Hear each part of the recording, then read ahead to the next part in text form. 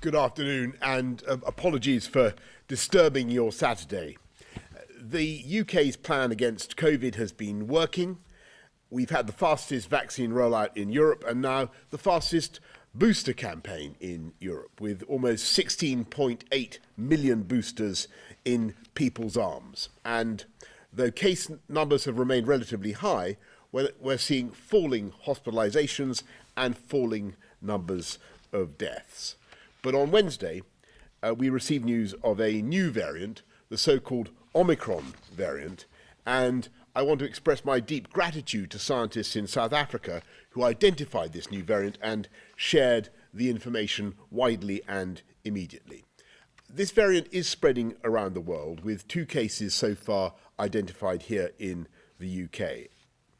As always, I must stress this, as always with a new variant, there are many things that we just cannot know at this early stage. But our scientists are learning more hour by hour.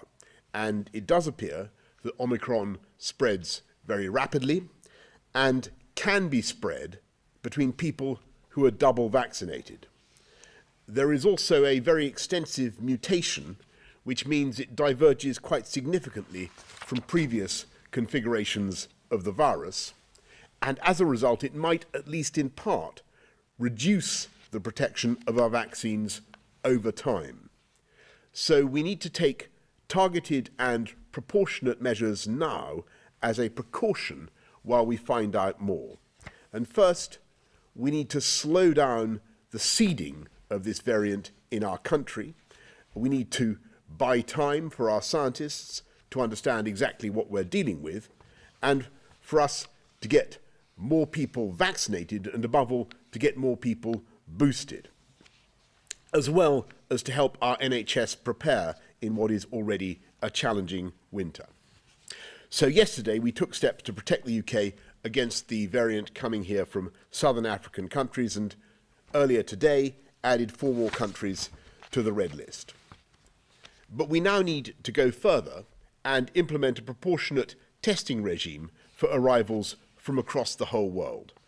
So we're not going to stop people travelling. I want to stress that. We're not going to stop people travelling, but we will require anyone who enters the UK to take a PCR test by the end of the 2nd day after their arrival, and to self-isolate until they have a negative result. Second, we need to slow down the spread of this variant here in the UK, because measures at the border can only ever minimise and delay the arrival of a new variant rather than stop it altogether. So in addition to the measures we're already taking to locate those who have been in countries of concern over the last 10 days, we will require all contacts of those who test positive with a suspected case of Omicron to self-isolate for 10 days, regardless of your vaccination status. We will also go further in asking all of you to help contain the spread of this variant by tightening up the rules on face coverings in shops and on public transport. And third, and most importantly, we need to bolster our protections against this new variant. We don't yet exactly know how effective our vaccines will be against Omicron, but we have good reasons for believing they will provide at least some measure of protection. And if you're boosted, your response is likely to be stronger. So it's more vital than ever that people get their jabs and we get those boosters into arms as fast as possible. So from today, we're going to boost the booster campaign. We're already planning to do 6 million jabs in England alone over the next 3 weeks, and now we're looking to go further. So the Health Secretary has asked the JCVI, the Joint Committee on Vaccination and Immunisation, to consider giving boosters to as wide a group as possible, as well as reducing the gap between your 2nd dose and your booster. And of course, we're speaking to our counterparts in the devolved administrations and will continue to coordinate with them. The measures that we're taking today, including on our borders and on face masks, are temporary and precautionary, and we will review them in 3 weeks. At that point, we should have much greater information about the continuing effectiveness of our vaccines. I very much hope that we will find that we continue to be in a strong position and we can lift these measures again.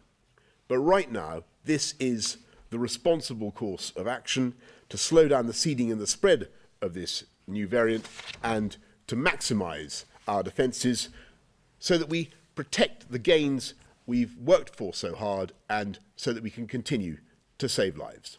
Thank you. I'm going to ask Chris to do the slides. Thank you much, Prime Minister. First slide, please. We thought it was sensible to start off with the existing situation, which is almost entirely Delta, because that is the problem for people who are currently being infected, currently in hospital and currently dying. This isn't to say that Delta is worse than Omicron, it is simply to say this is what the majority, by far the majority of cases at the moment are. So if we look at the current situation, the situation remains that in terms of numbers of cases, overall it is, in our view, broadly flat. Sometimes it is going up and sometimes it is going down. It went up, for example, yesterday in terms of numbers of cases, but that hides the fact that in fact there are 3 different patterns. In younger children, there is quite significant transmission at this point in time, and rates are increasing in many parts of the country. At the other end of the age spectrum, as a result of the booster programme, almost certainly, rates are beginning to drift downwards in people over 60 and particularly people above 70.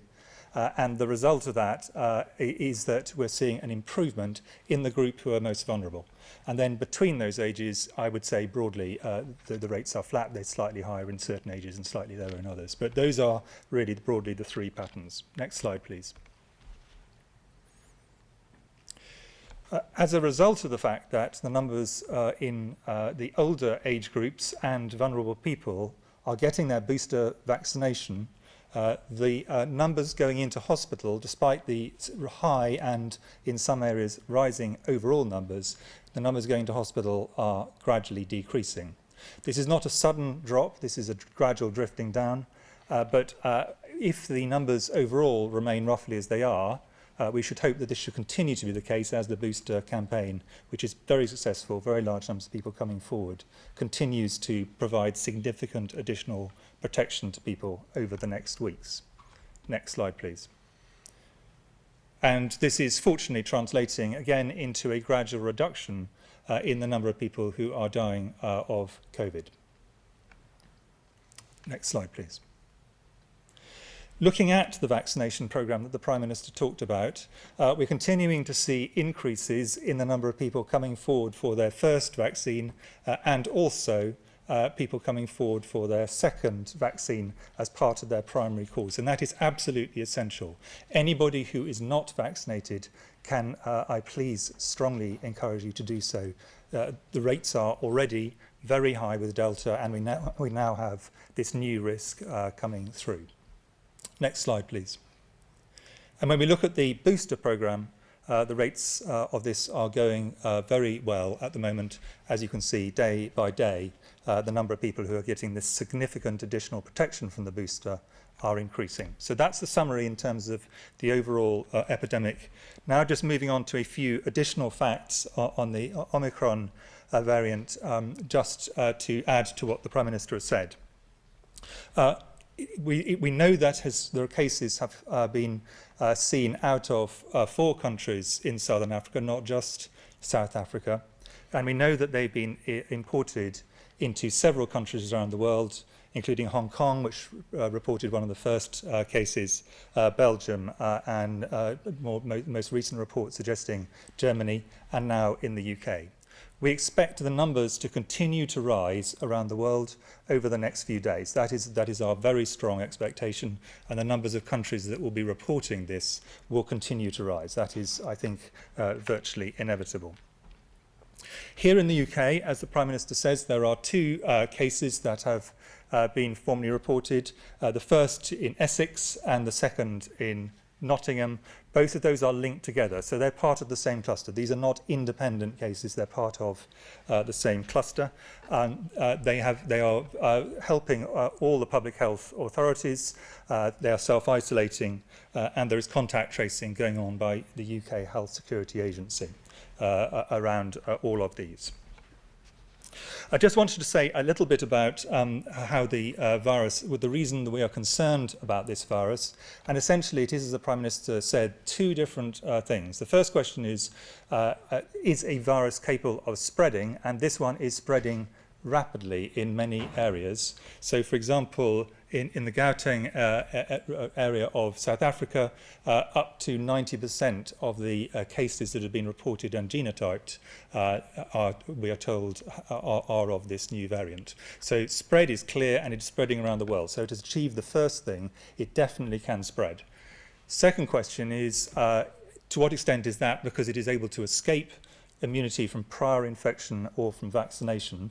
We do not at this stage know, but what we do know is that there are quite extensive mutations on the spike protein, which is an important part of the virus. And the reason that is important is that is the bit which all the vaccines are against, and indeed which most natural immunity is against.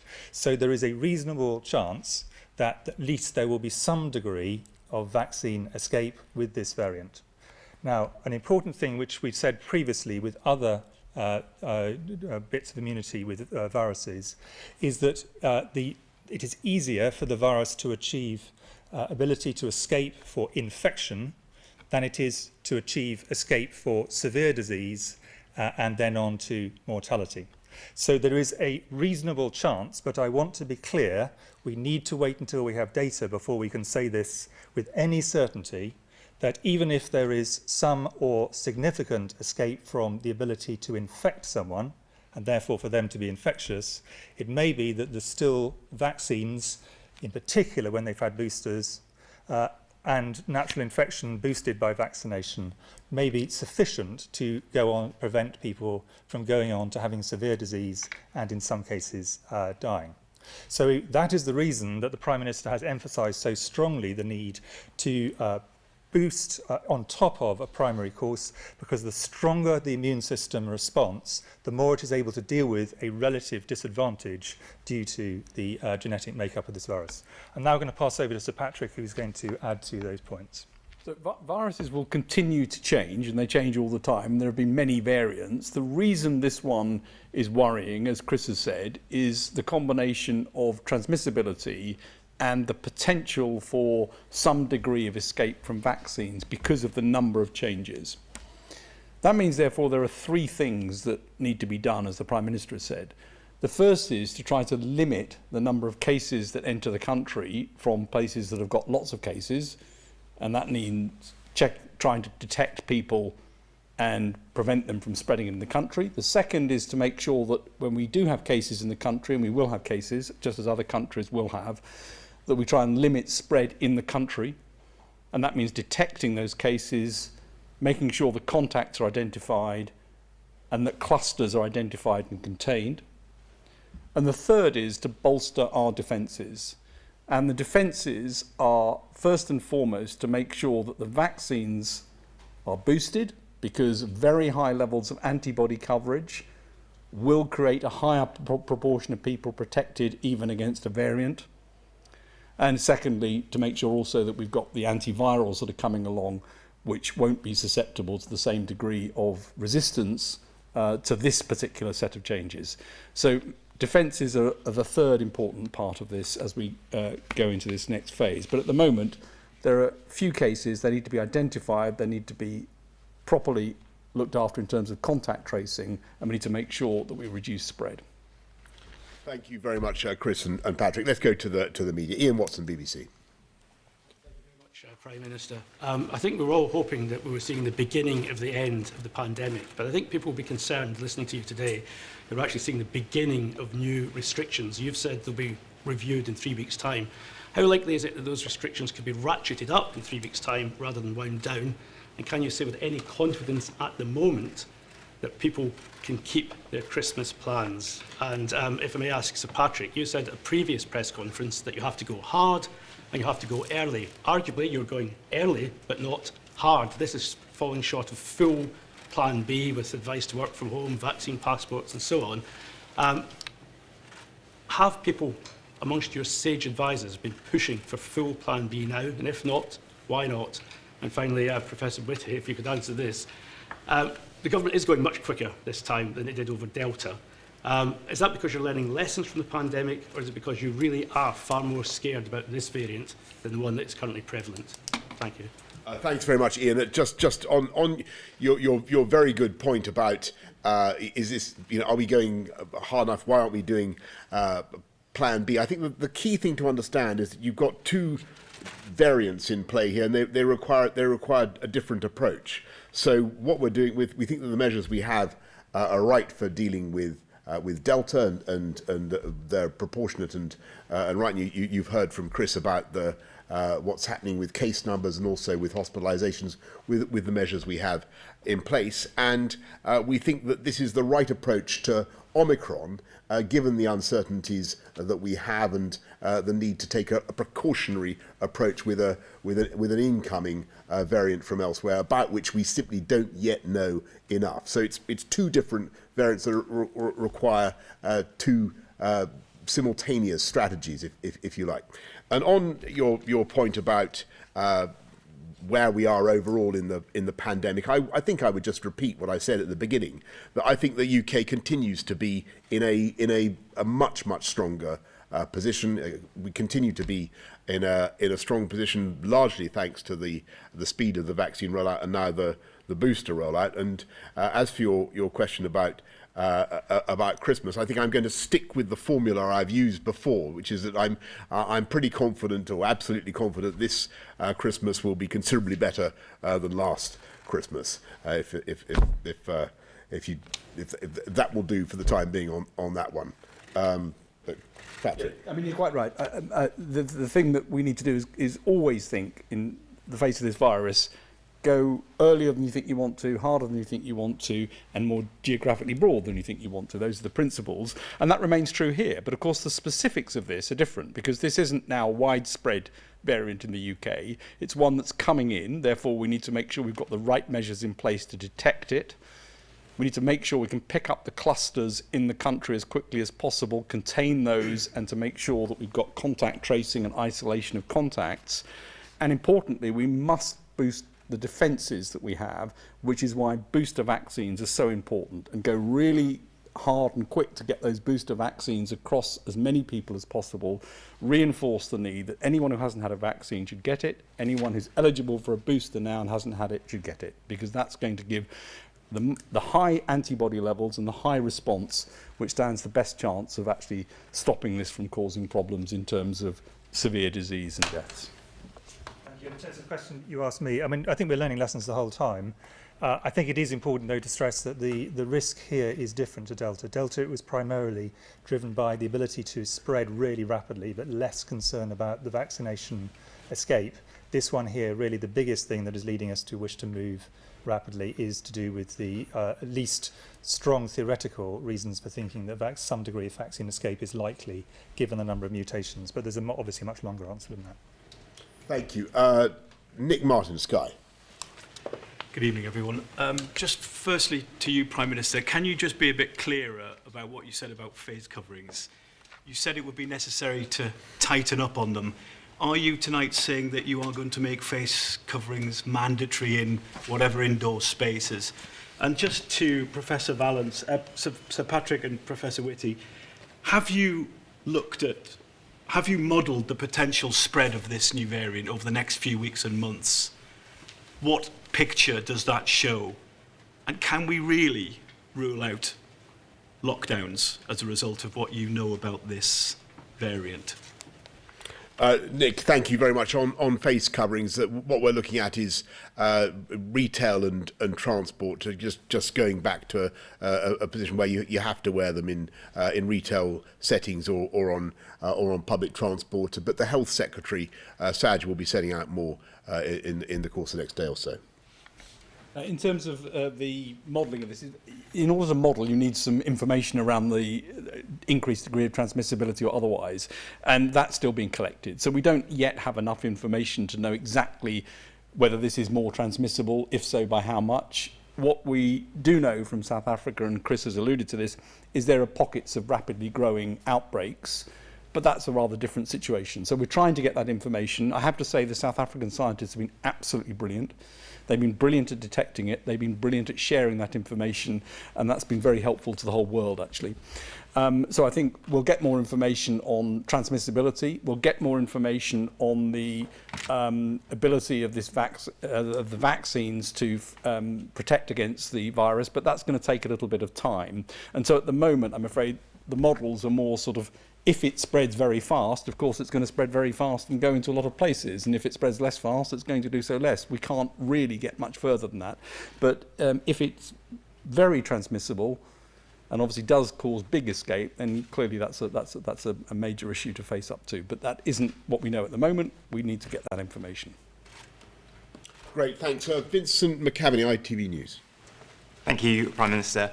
Prime Minister, there'll be people watching this wondering why you're not going further into Plan B and ordering people to work from home, if that might help us actually have something towards a normal Christmas and reduce the spread. Also things like having vaccine passports and using the check-in apps once again. So why aren't you doing that at this point? Also for you, there have been calls over the last year for developed nations to help more developing nations roll out the vaccine. Is this now evidence that we should have done more in the past year to do that with international partners? And for Sir Patrick and Professor Whitty, on the vaccination scheme, you said you're going to boost the booster rollout. What does that mean? Is the age going to come down? And for vaccinations for those under 12 and second vaccinations for those aged 12 to 15, are we going to see that coming shortly as well? Thank you. Thanks. A very, very important point, Vincent.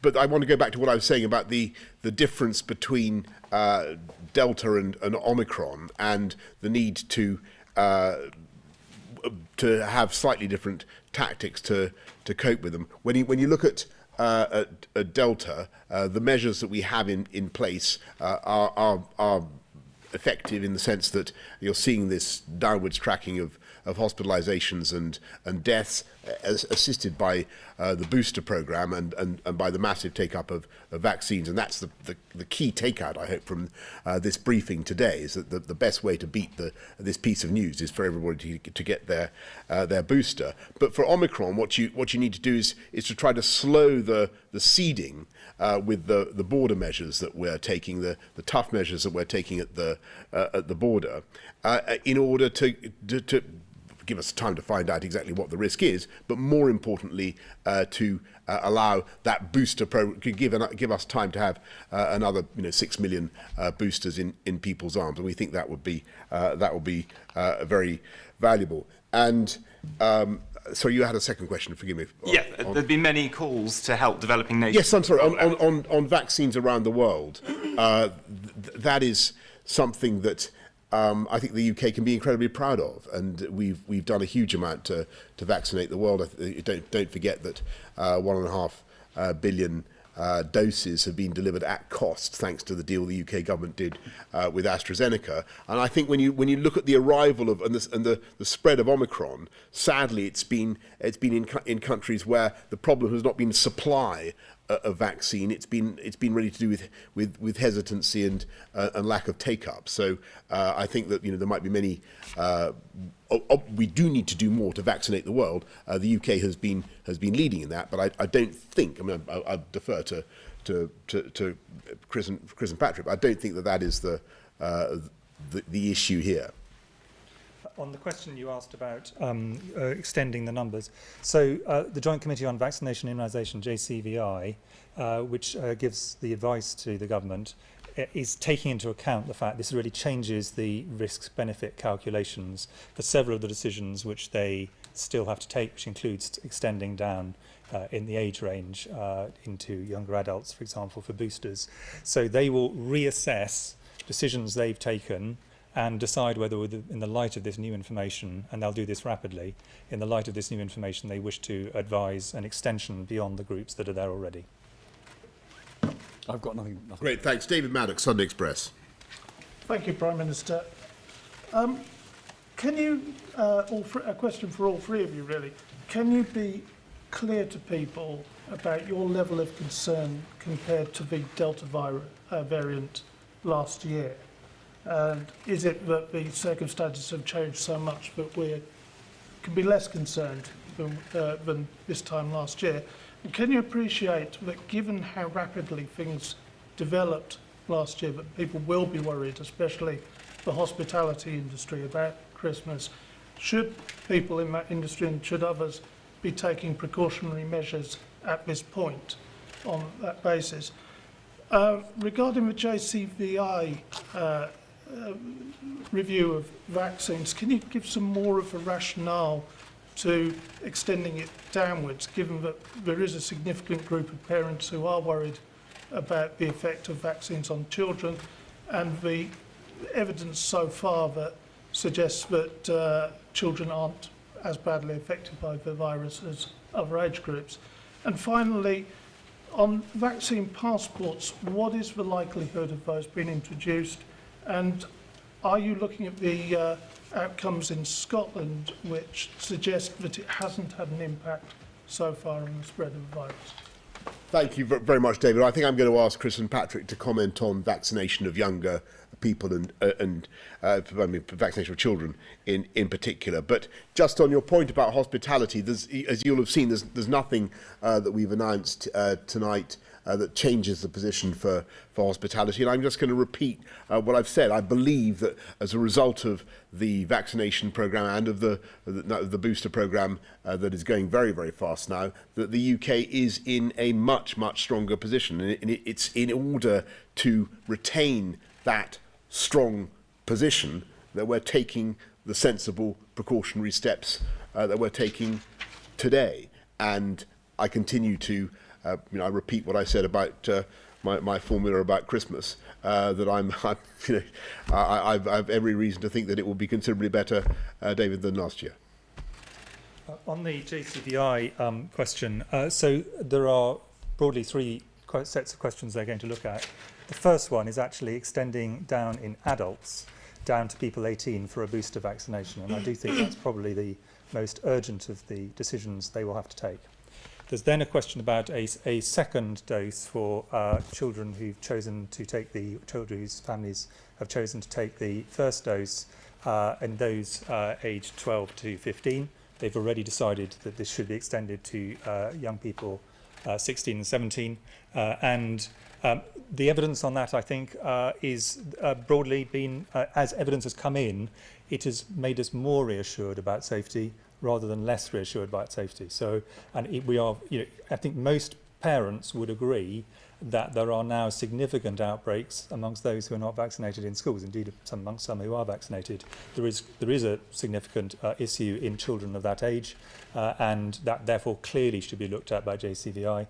And then they will look additionally at the younger age groups, and they will take a view as to whether they think the evidence is clear enough. Obviously, some countries like the USA have already decided to go in that direction, but JCVI are an independent committee. They will take the decision based on the science that's in front of them. But to go back to this point about, were we more concerned or less concerned?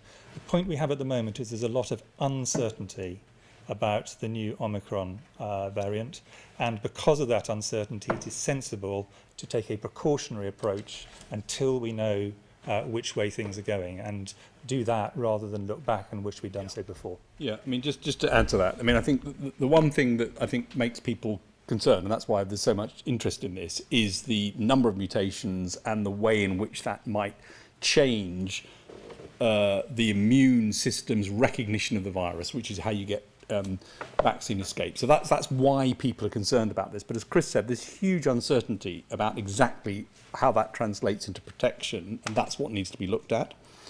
Reasons to be overall much less concerned in the long run is because we've got vaccines that are effective. The vaccine manufacturers actually can change them quite easily. So we've got a very changeable platform of vaccines now, and we've got drugs coming along, antiviral drugs, which work. So we've got a far greater armamentarium than we had months ago, and certainly a totally transformed picture compared to a year ago. I certainly agree with that. David Wooding, son. Prime Minister, I want to push you a little bit more on Christmas, please, because it's the thing which is at the forefront of our minds. I take your view that we'll have a better Christmas, and I'm glad to hear that. But can you, for the sake of you, people watching and for our readers, say how important it is to use these mitigations, wearing your mask and all the other things, in order to have a good Christmas this year? Could I also ask a couple of your two experts? Professor Whitty, you mentioned that some people might have a bit of fatigue about abiding by the restrictions after 2 years of this. Do you think that there'll be any problems in that area with this new variant as we try to get people back into some more restricted lifestyle? And Sir Patrick, how long do you think it would take to get a vaccine tweaked that might be able to deal with this once we taking into account we need to have the fact before we do that? And secondly, the amateur scientists among us were saying a couple of days ago when we first heard about this variant that if it's there, it's already in Britain, and so it came to pass that it is. So will the amateur scientists now thinking, oh gosh, it's going to be spreading through Britain rapidly, it'll let rip before long? Is that something we need to fear about, or how can you calm us down on that one? Thank you. So David, I just really to repeat what I've said before. The thing about, as Chris and Patrick have said, it is pretty clear that if you're, no matter what the effects of this new variant, if you're vaccinated in particular, if you have a booster, your immune response is likely to be stronger. So the best thing you can do, the best thing everybody can do, is get your booster, and the stronger the overall position will all be in. As I say, as we go forward to Christmas, we are in a strong position, but the objective of what we're doing tonight is to keep that position strong. In the question you asked me, I mean, I was puzzled by some of the headlines I read of what I said this morning, because they bore no relationship, in my view, to what I actually said. But that sometimes happens. I'm sure it doesn't happen under any of your watches. And what I said was, asking a rhetorical question, the UK public have been absolutely extraordinary at responding when they have it explained to them why to do it. And my point, and my central point, was only, if you're going to ask people to do something, lay out all the data very clearly, explain it very honestly, and so that people understand why it is that you're asking something to do something. That was the point I was making. Quite how it turned into what it was reported as, I don't fully understand, but I mean, that was the point. And if I can make one Christmas plea, it would be that when people raise their glasses at Christmas, they do so to the extraordinary scientists who've produced the vaccines, the diagnostics, the drugs, which will allow this Christmas, as the Prime Minister said, to be in a very different place to what it would have been without them. Thank you very much. On the question about vaccines and how long it would take, I think it's important to recognise there are three ways in which this can be done, and the companies are all thinking about this. The first is that boosters will give high enough antibody coverage that actually that's going to be enough to cover this. That's the first situation, and needs to be tested, but that looks like something that anyway is going to give protection. Whether there's more needed on top of that, we'll have to see. The second is that vaccine manufacturers have been producing broader vaccines anyway to get broader coverage across potential new variants, so those are in the pipeline. And then a couple of companies have already said they could tweak their existing vaccines and get a new vaccine out specifically against this in about 100 days. And so those are the sort of three scenarios. Clearly, the one which is the one to really go for now is boost, because it is the case that as you keep boosting with the vaccine, you get slightly broader coverage because the immune system knows it needs to get broader, and because the antibody levels are so high, it actually causes enough coverage of other variants to be effective. So I think that's really why the boosting is so important. The spread of the variant, I mean, the amateur scientists were in line with the professional scientists, which is you're not going to stop these things from going around the world. And we've seen that time and time again. New variants that have significant transmissibility advantage will spread. So the question on this one is, does it have significant transmissibility advantage? Those data are being looked at and collected. So we do expect it to spread. You can delay the spread by actions you won't stop it. And you can see that now Delta is pretty much everywhere. And depending on what Omicron does in terms of its transmissibility, it might either spread or it gets halted because Delta outcompetes it, and we just don't know yet. Thanks. Hugo Guy, the Eye. Thank you. Can I press you, Prime Minister, on the question of the JCVI? Are you hoping that they'll report back on whether or not to broaden boosters by the end of this coming week, or is it going to take a bit longer than that? And can I ask Professor Whitty, when do you expect antiviral treatments such as molnupiravir and Paxlovid, which the UK already has on order, to be deployed in the NHS for the first time?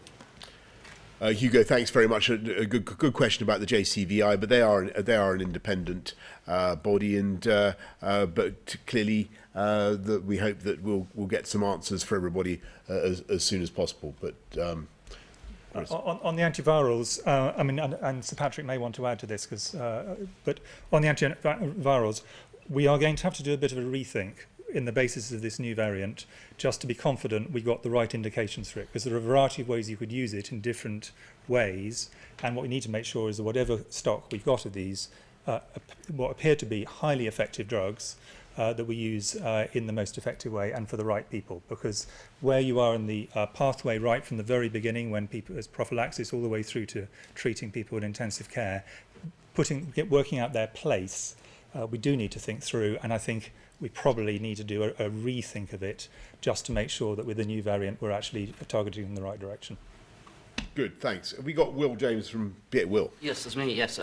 Was it a mistake not to close the borders sooner, or rather tighten the travel restrictions? And will you be considering adding countries like Belgium and others where the Omicron variant's been reported to the red list?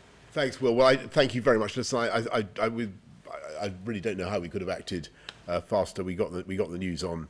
I was told about it on, I think, Thursday, and we closed we put quite a lot of southern African countries on the red list yesterday, some more today, and what we're announcing is some tough measures for I'm afraid for everybody travelling, so that you have to do a PCR test as soon as you get back here, and you've got to isolate for 48 hours until you get a negative result. And I'm afraid that may sound tough, but that is just the way it's got to be.